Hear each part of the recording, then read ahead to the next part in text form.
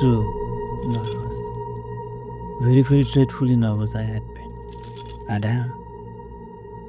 But why? Why will you say that I'm mad?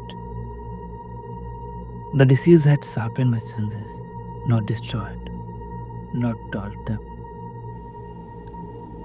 Above all was a sense of hearing, acute. I heard all things in heaven, and in the earth. I heard many things in hell. How then am I mad? Hearken and observe how calmly, how healthily I can tell you the whole story. It is impossible to say how the idea entered my brain, but once conceived, it haunted me, day and night. I loved the old man. He had never wronged me. He had never given me insult. For his gold, I had no desire. But it was his eyes, his vulture eyes, pale blue with the film over it. Whenever it fell upon me, my blood ran cold. And so, by degrees, I made up my mind to take the life of the old man.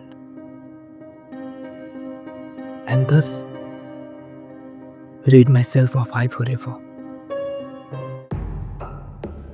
Now, this is the point.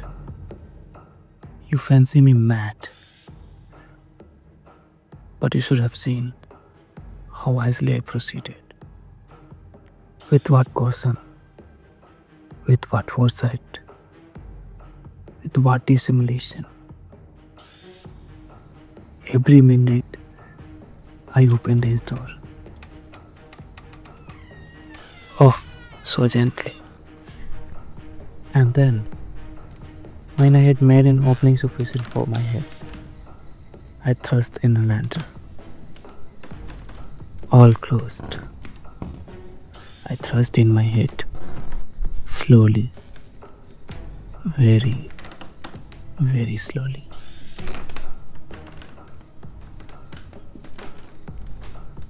And I undid the lantern just so much that a single thin ray fell upon the vulture eye. And this I did for 7 long nights. Every night, just at midnight. But I found the eye always closed. And so, it was impossible to do the work, for it was not the old man who vexed me. Upon the 8th night, I was more than usually cautious. But then, my thumb slipped upon the lantern fastening. Who's there? I stood still an hour, without moving a muscle. He sat up, listening, his heart pounding. I knew it. He had been trying to comfort himself. It is only the wind, a mouse, a cricket. Yes, he has been trying to comfort himself with these suppositions. But he had found all in vain. All in vain. Because death is approaching him.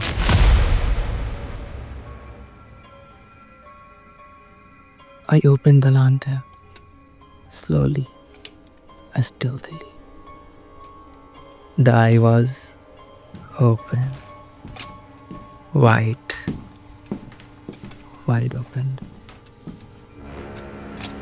The hideous smell of blue chilled me to the marrow. Still, I stood still. The heart beat on.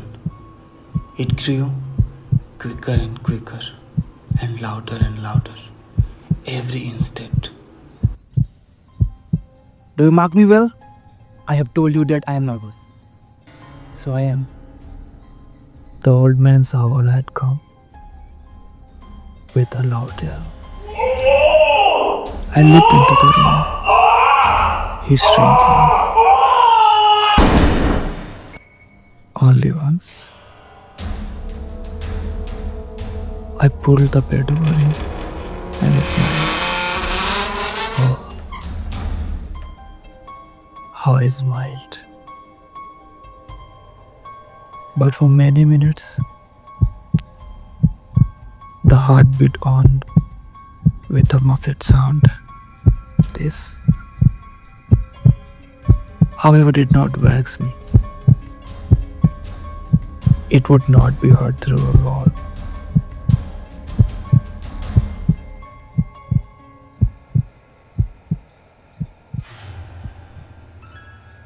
He was stone dead. His eyes would trouble me no more. If still you think me mad,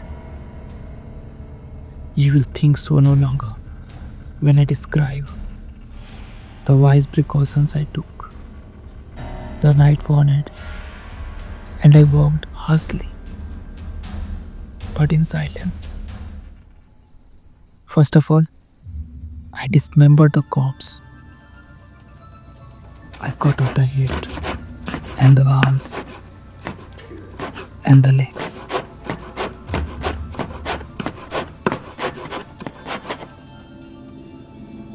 I then took up 3 planks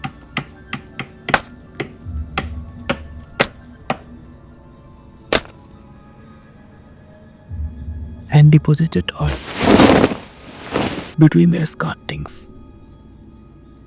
I then replaced the boards so cleverly, so cunningly, that no human eye, not even his,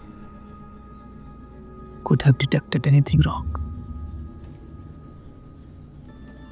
There was nothing to wash out, no stain of any kind, no blood spot.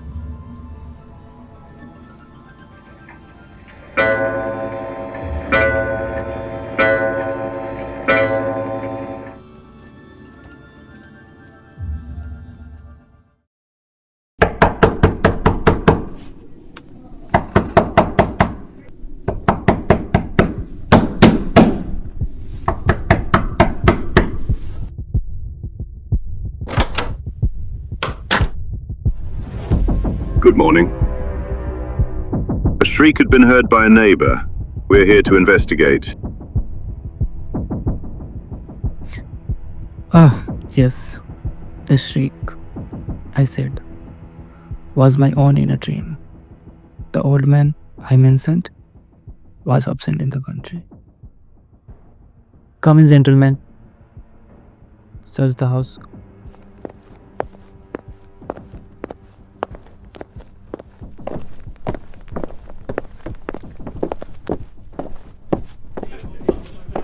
I brought them to the old man's room. I placed my own chair upon the very spot where his body lay.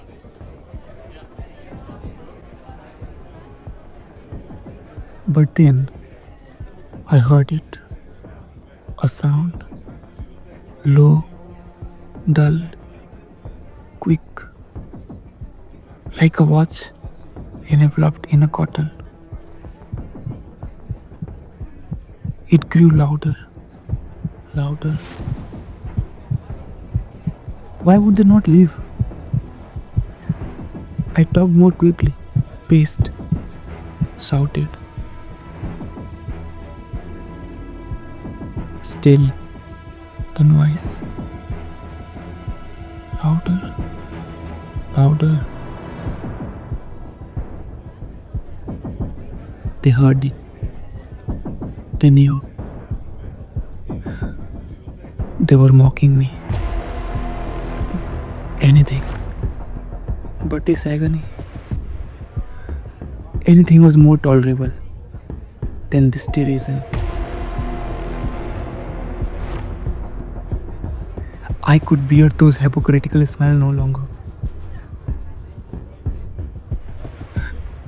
I felt that I must scream or die. And now, again.